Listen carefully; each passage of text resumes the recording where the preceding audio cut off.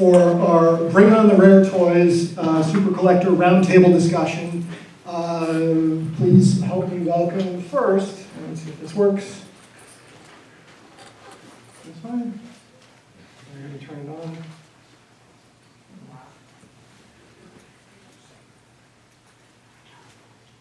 There we go. There we go. Justin Ishmael, come up here. Finish the power bomb. So there's a microphone here. No, this is. Take this one. Getting organized. Hello, everyone. Hi. Okay, next, we have Quang.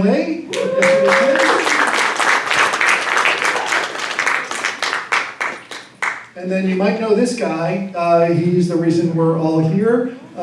He runs Max Toy Company, and there's an exhibit at the Japanese American National Museum right here. Mark Nagata.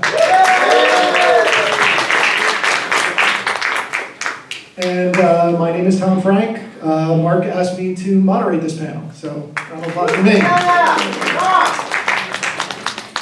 Okay, so we have a lot that we want to cover here.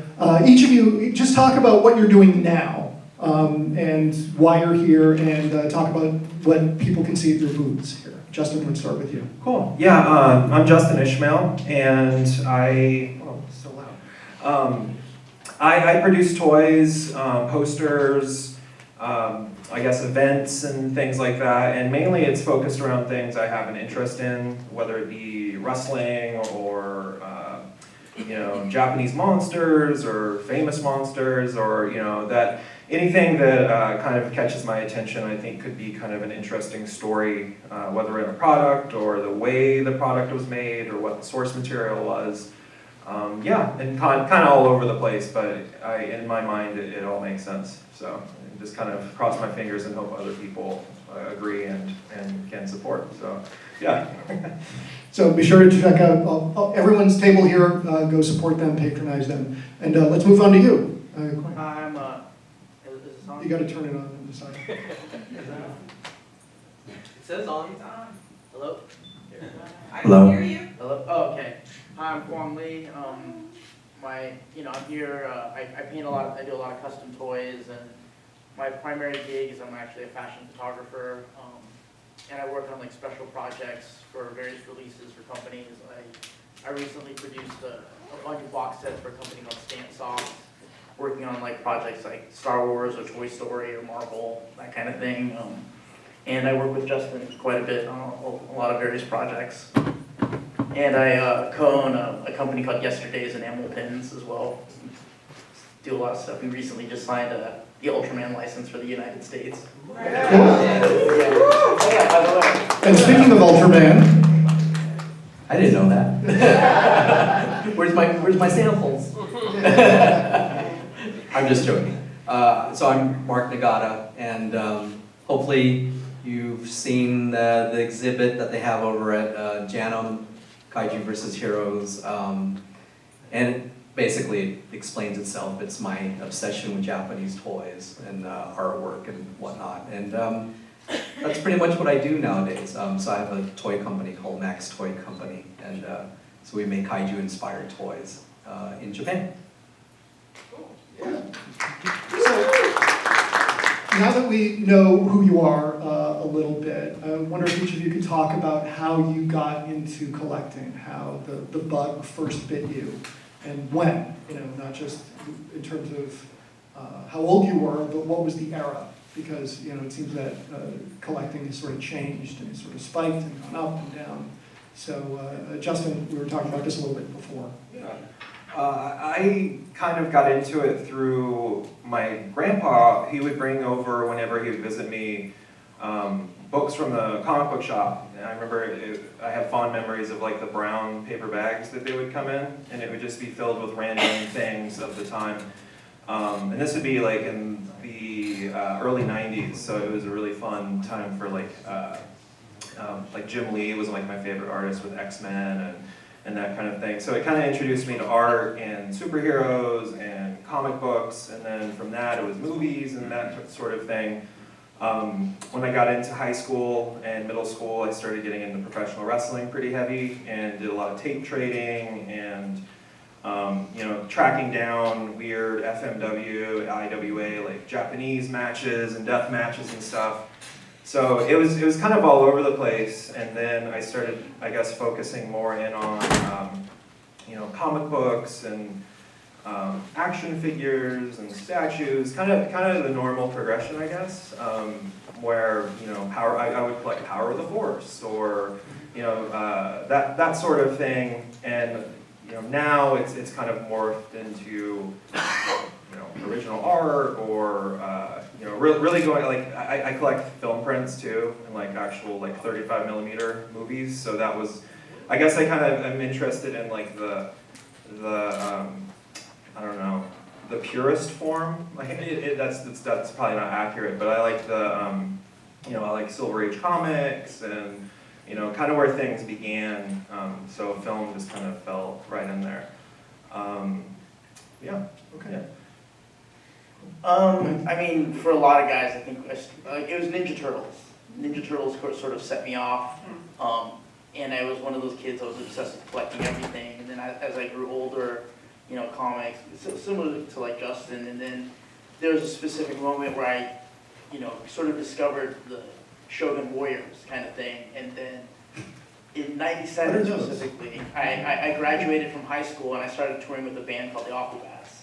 And I was... The Aquabats deserve more than that. And it wasn't like I did anything special with the band. I was just short. I was small enough and mean enough and tough enough that if anybody's seen their live show, that they would like beat me up every night or light me on fire and various things like that. But the opportunity that I had was I got to tour around the country and basically root around in like toy shops and thrift stores and things like that. Things that I didn't have really access to.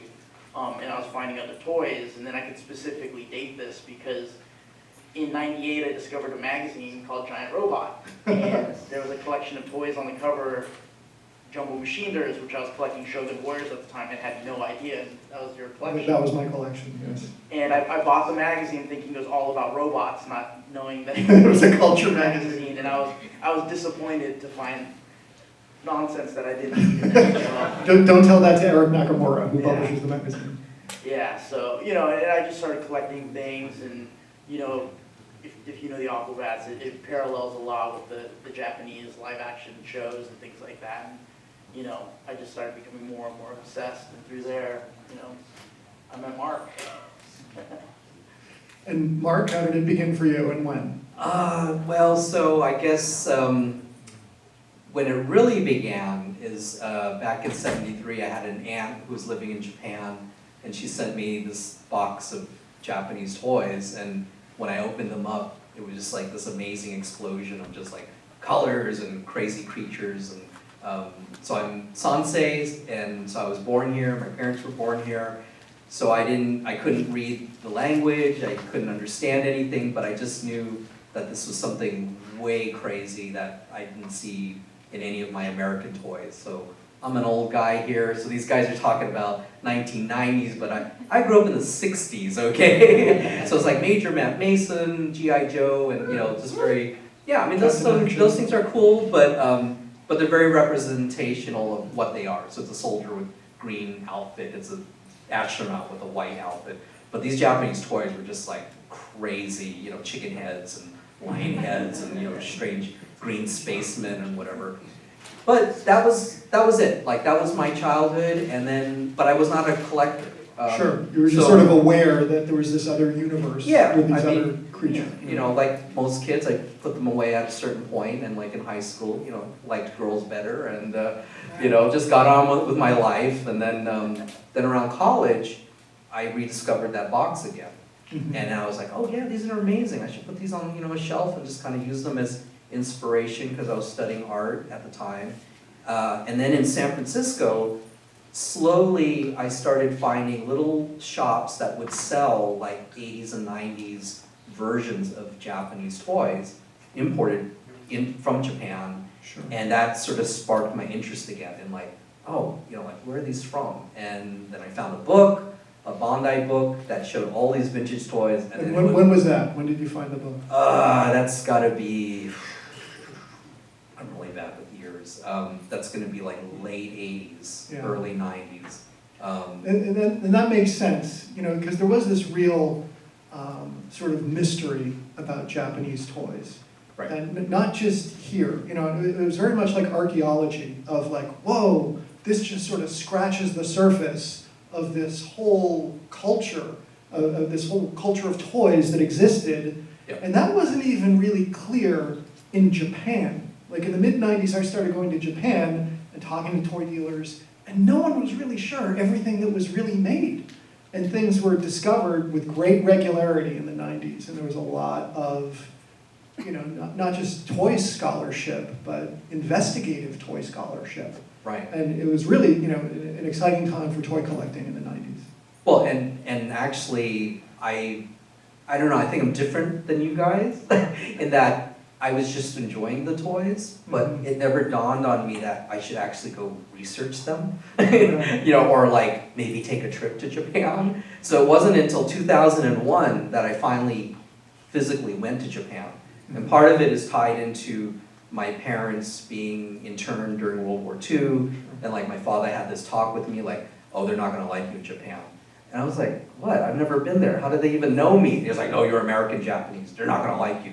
You know, they might even spit on you. And then, like, he was trying to talk me out of going. And I'm like, well, I'm just going with fellow toy collectors. Like, I think it should be fine. And it was fine, because what he didn't realize is all, you know, the old dudes in his generation weren't the toy guys. These were all younger guys. And they had no recollection of World War II or any of that kind of baggage. And they were just like, hey, we can communicate with you on a toy level. And yeah, so I had a great experience. The lesson here today, toys bring people together. Yeah. If you take one thing from this, Good night. We're done. Yeah, so, you know, again, once I physically stepped foot in Japan, I think just like Tom was saying, then it dawned on me like, oh my God, like there's millions of these things. yeah, Like, and you can say you didn't care about the history of the toys and all that, but that did change. Sort of brings me to, I think, the next slide here. Let's see. Oh, so this is some people's collections. This, Quang, Yeah, this is your Quang. collection. That's my office. And then this was an exhibit where some of your toys were displayed, yes? Oh yeah, that was Good. Justin's Ian Vinyl Hardcore release. Yeah. Some of his work. And this is some of Mark's collection. yeah. And you can see the big Ultraman head over there.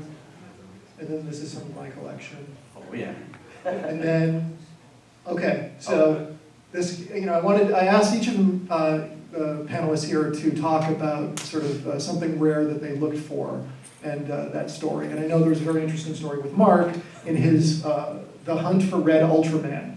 Yes, my first holy grail. Yes. As my wife would say, why are there so many holy grails? Yes. Shouldn't there just be one? You know, yeah, exactly. It's like, there should only be one, right? But it's like, okay, this is technically Holy my first. Grails breed. Right. This is my first one. So up to this point, there were no really guidebooks available, and it's sort of early internet days, so you really couldn't find a website that would talk about Japanese toys or what's available and whatnot, until the super collector Yuji Nishimura published his, do you remember the title? It was like Treasures. Heroes was in the title. Yeah, Heroes Treasure Book or something. Yeah. It's basically only a small part of his collection, but he actually assigned values, and like in a little star burst, it'll say like rare, easy to find, you know, like super rare, impossible kind of thing, Yeah. right? And then I turned to this page and I was like, what the heck is this red Ultraman? I've Yeah. never seen this. I've never even. And you were down the rabbit hole of Ultraman. Oh, yeah. And So- by that time, you know, Yeah. you weren't a newbie. Yeah, sorry. So to back up, I was all into Ultraman. And not so much the kaiju, which is kind of weird, just like the heroes. So when I saw this picture, I was just like, whoa, I don't understand. What is this, right? You know, like, what's happening here? So filed it away in my mind. I'm like, okay, I guess there's another one I've got to look for. And, And look for it, you did. yes, well, I stumbled upon it. So Yeah, so during a trip to Japan. I'm in a little store that has all these little kiosks that people can rent out and basically sell their toys. And I spot the red Ultraman in one of these little cubes. And so I call the proprietor over. I'm like, oh, sumimasen. That's the extent of my Japanese. How much, ikura desu ka? And he's like, basically $5,000. And yeah, I'm not. Listen, don't have deep pockets, and my friends were around me. They're like, oh, we can loan you some money. And I'm like, no, like I don't have $5,000. That sounds like nothing now. Yeah, exactly. Exactly. So, anyways, I just said, forget it. I can't. I'm never going to be able to afford one of these. What year was this? This is 2004, I believe. That sounds right. So it's probably like I've made maybe 2 or 3 trips prior or after the 2001 first trip.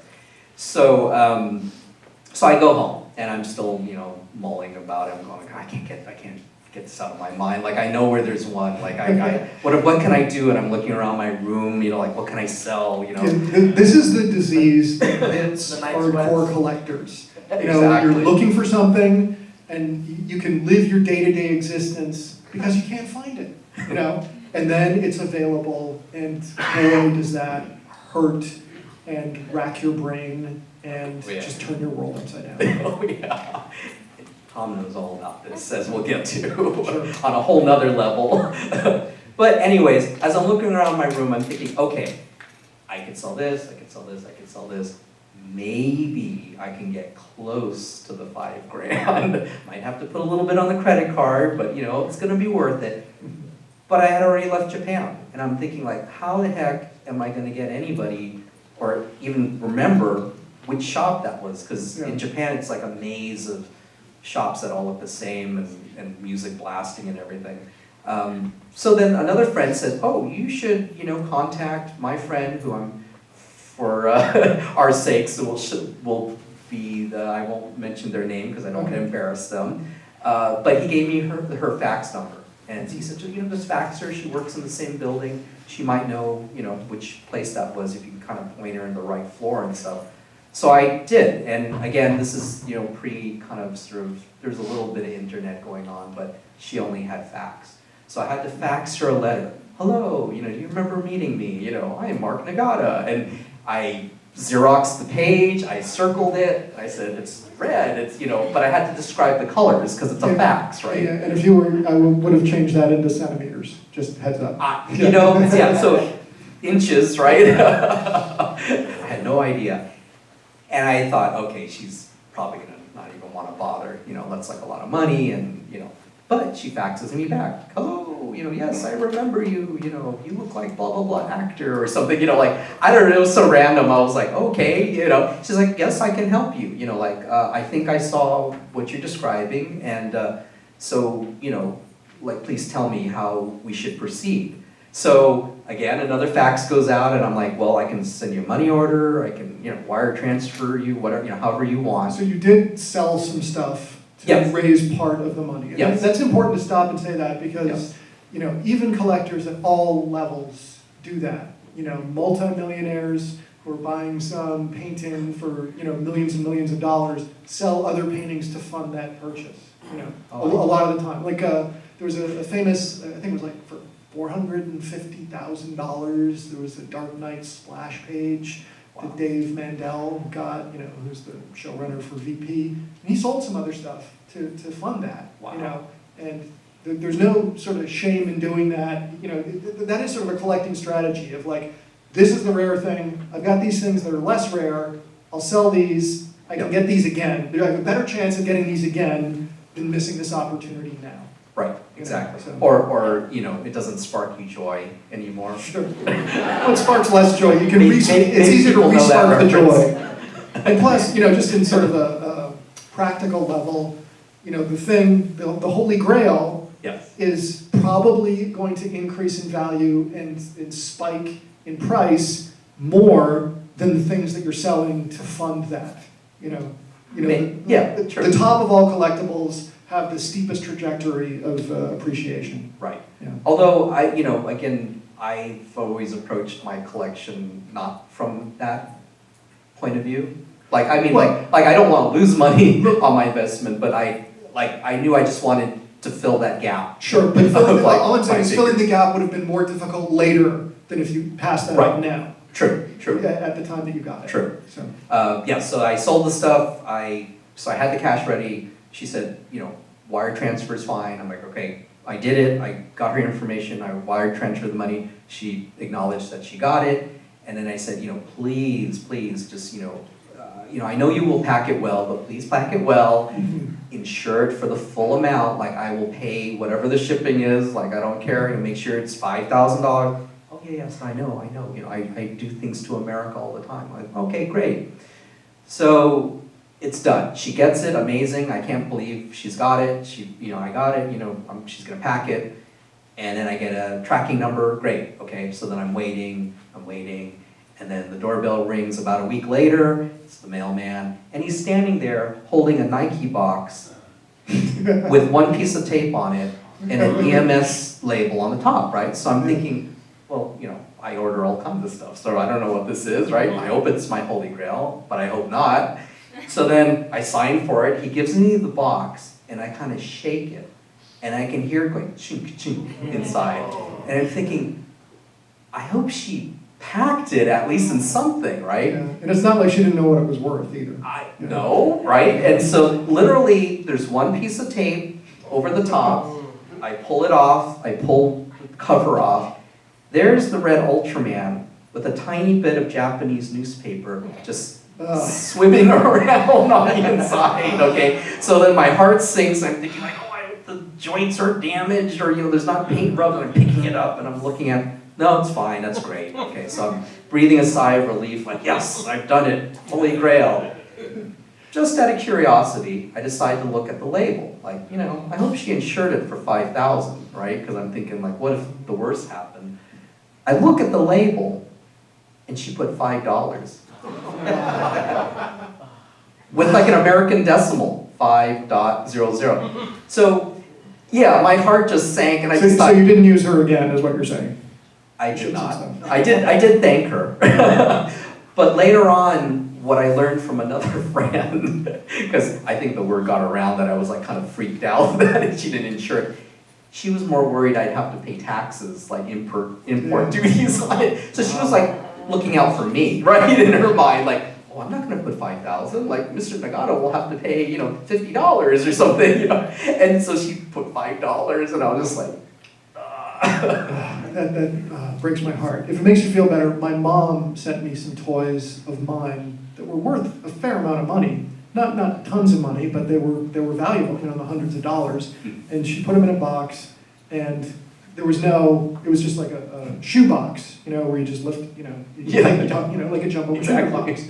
And she taped the box together with like brown packing tape, destroying the value of the box. oh, it was the actual box. Yeah, the actual box of the toy itself. Yeah. That's others. Yeah, that took some time to heal. Okay, so Holy Grail in your collection now. Yeah. So another sort of collecting is something that you do, is getting variants of lots of stuff. And I make no sort of judgments on any style of collecting. There's no sort of right or wrong way to collect, vintage or new or variants or not. But this is a really interesting story to me of your obsession with Attack of the Mushroom People. So, Motongo is my favorite Toho movie, and I can argue all day with people about what's the best Toho movie.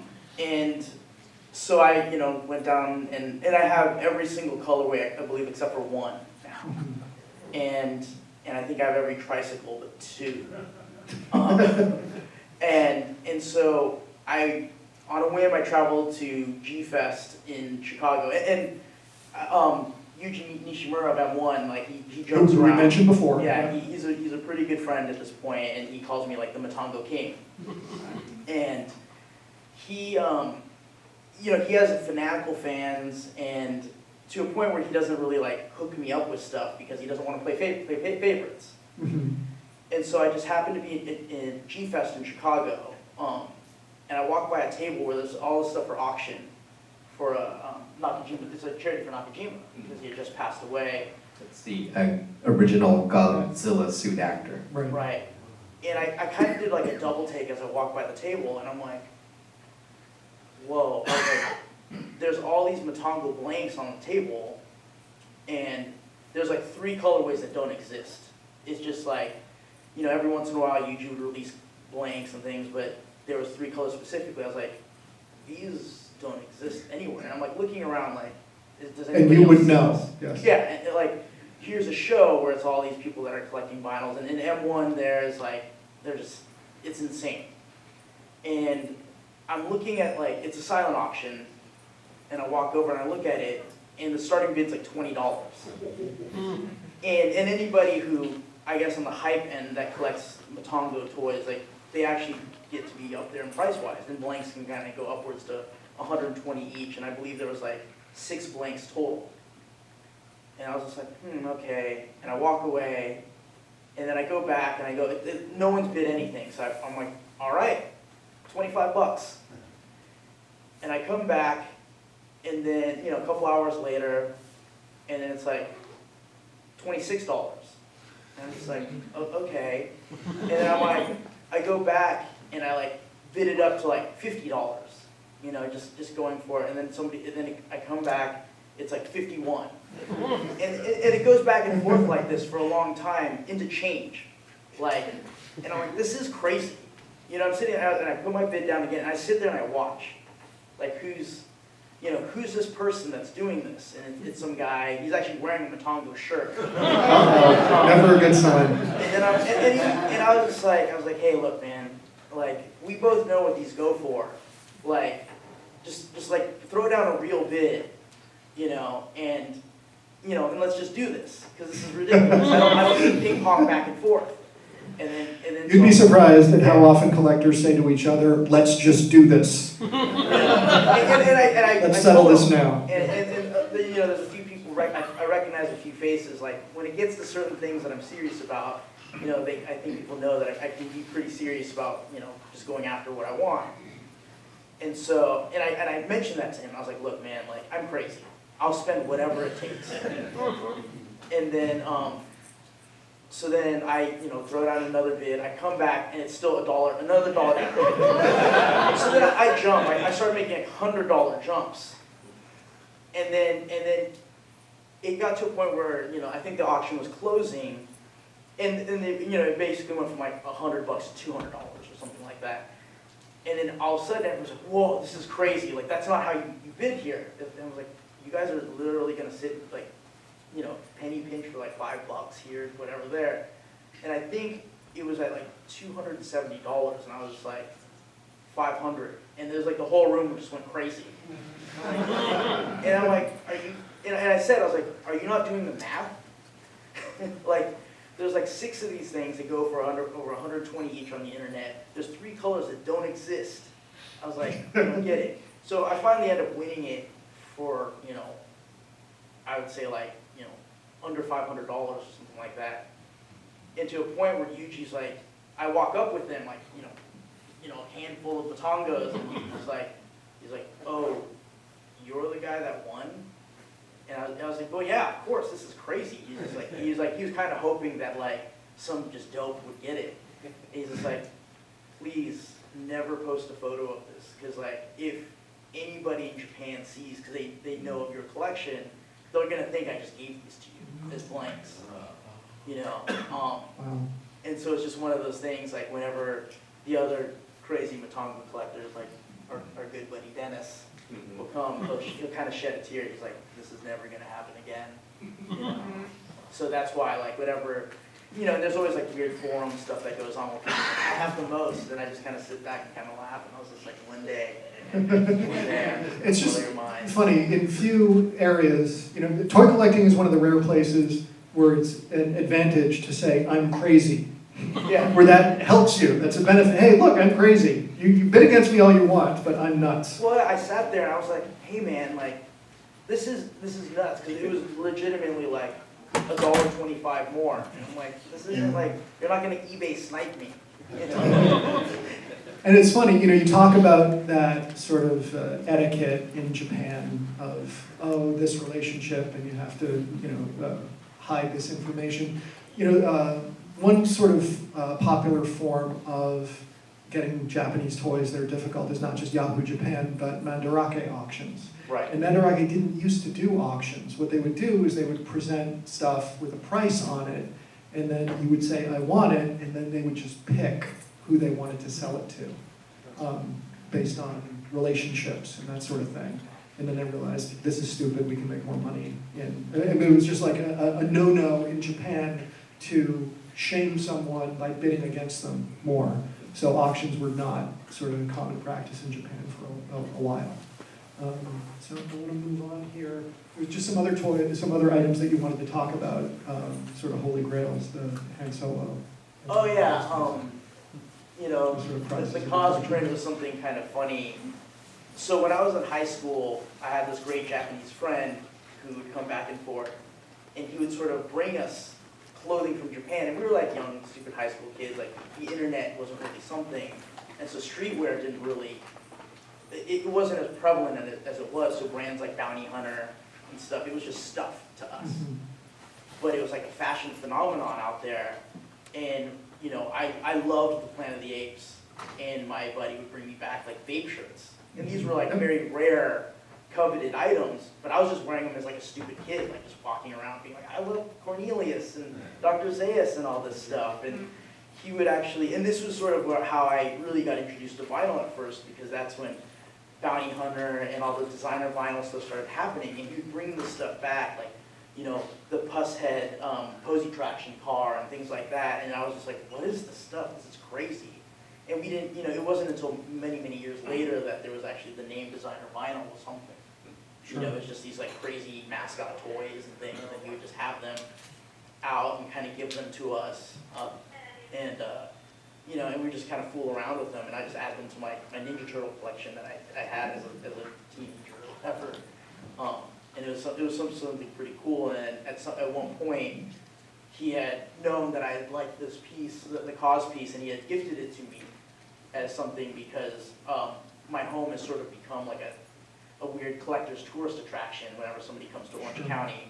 And he was very like, well, he's like, you're very inclusive and you allow people to see all the things that you sort of amassed all these years. He's like, here, like, add this to your collection. Except for the M1 blank. Yeah, there's a lot of those kind of little toys that I'm not really supposed to have, or art from various comic book artists and things that are not really supposed to be in the collection. Toy collection / Area 51. Yeah, it's sort of a weird black hole. And then at one, I had mentioned before that I'm a photographer, and at one point I was doing a gig for American Eagle, and it was something that I wasn't really. They basically gave me something that was physically impossible to do, and then it was basically trying to stay up for a week, like post-production, photographing things and all that. And I had a friend of mine that was in training as a nurse that would basically keep me alive during this point. And I had a meltdown at one point because every year, I would say for like 15 years straight, I had gone to San Diego Comic-Con. And this was the one year I was missing it for this big American Eagle thing. I was going to make a ton of money. And then they just kept needling me for these little things. And I was like, look, man, I'm going to die. Like, I'm doing something that's pretty much impossible to do. And then I just freaked out. I was like, you know what? I'm going to make this trip worth it. So I basically went and took a bulk of the money I made from that photo shoot and just was like, what's the nerdiest thing I could buy? And I was like, oh, the life-size Han Solo in carbonite. Which is also the reason why I don't collect a ton of Star Wars stuff. It felt like it's like the ultimate collectible. Like, this is what Jabba the Hutt collects, so this is what I'm going to collect. Like, I don't need little toys or anything. It's like I have the real thing. Your own bounty hunter. Yeah.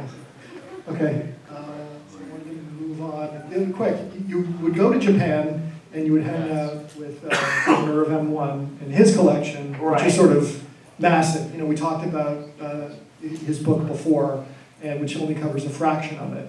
And I'd seen this picture here.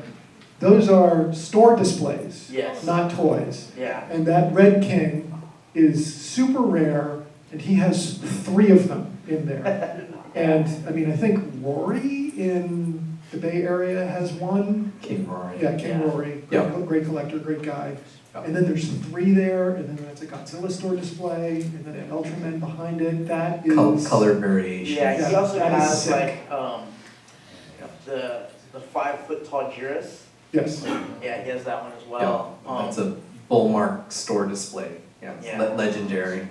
Never for sale. It's just like it was in a department store, and of course Yuji has it. Yeah, I mean, basically, Yuji is like the Forrest J. Ackerman of Japan. yeah. Yeah. You know, like, oh yeah, I've got the King Kong prop. I've got blah blah blah. And I've got the Terminator. I mean, it's And a just very like, welcoming guy too. Oh, You know, yeah, nice, no. lets Yeah, people the best. over and, you know, Yeah, no, not like- secretive. yeah, when I went, yeah, it's like his hotel or whatever. That's not a hotel anymore, but all the different places have like his different collections and stuff. And one time he kicked over a box to us, and he's like, "Open the box," and we're like, "Well, what's in this box, right?" So we open it up. It's the oxygen destroyer from Godzilla. Like, it's not fake. Okay, Yeah. it's not. It's the real deal. And he's like laughing. Okay, and we're like, "What the heck? Like, does Toho know you have this?" And he's like, "Don't tell." Shh. You know. And it's just like, yeah, ridiculous things like that. So I knew right then that I was just a collector with a small C, and I'd never be a big collector with a big C. You know, I it's want like, to believe that he uses the oxygen destroyer to make, remove the paint from toys to make vinyl blanks. That would be harmony to me. So I wanted to get back to you, Justin. You just recently got very rare Lord of the Rings toys from the Ralph Bakshi version of Lord Yeah. of the Rings by Knickerbocker. Yeah. These were really tough before there was the interest in the Peter Jackson movies. These are from '77, is that right? Yeah, I think it's like 77, 78, yeah, but like they, you know, and specifically this figure, it is, I would say it's probably the most sought after in that line, which is Absolutely. all yes. together sought after.